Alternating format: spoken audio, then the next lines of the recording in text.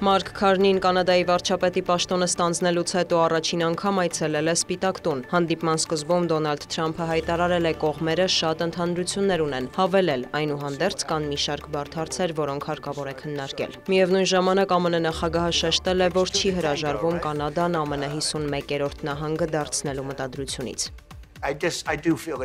Կարծում եմ դա շատ ավելի լավ է Կանադայի համար, հրաշալի միություն կլինի և հսկայական օգուտներ կբերի կանադացիներին, օրինակ ցածր հարկեր։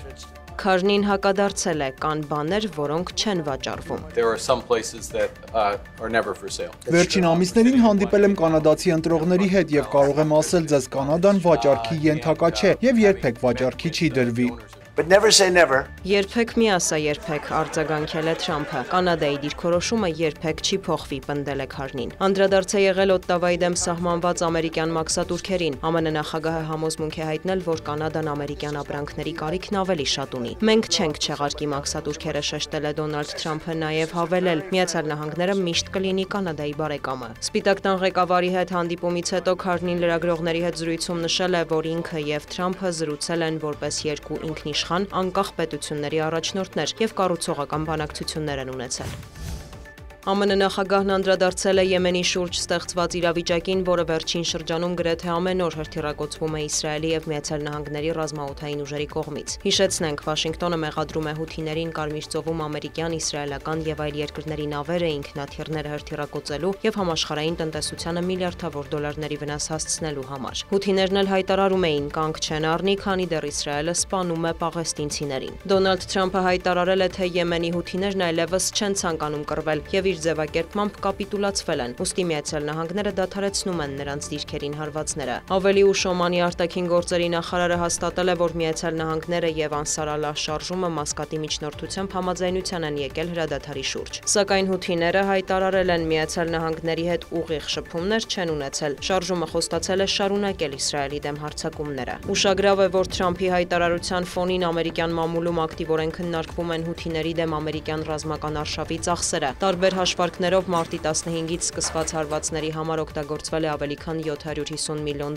զինամթերք։ Այս թիվը գործողության ընդհանուր արժեքի միայն մի մասն է, այն չի ներառում ամերիկյան ավիակիրների, ուղեկցող ռազմանավերի և կործանիչների շահագործման արժեքը։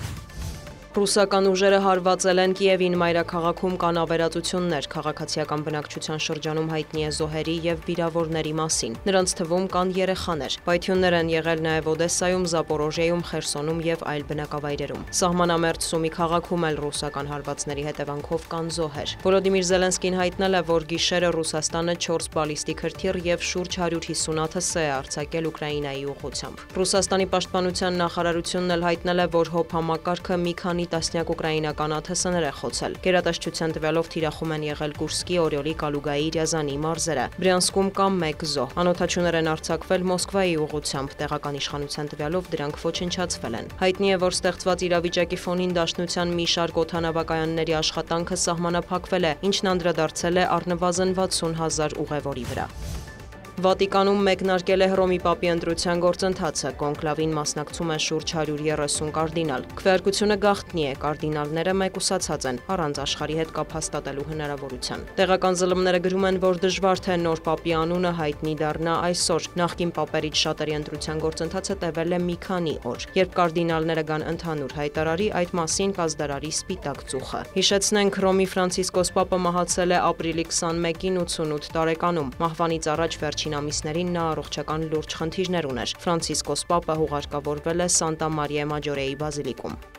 Դիանա Գասպարյան, լուրեր։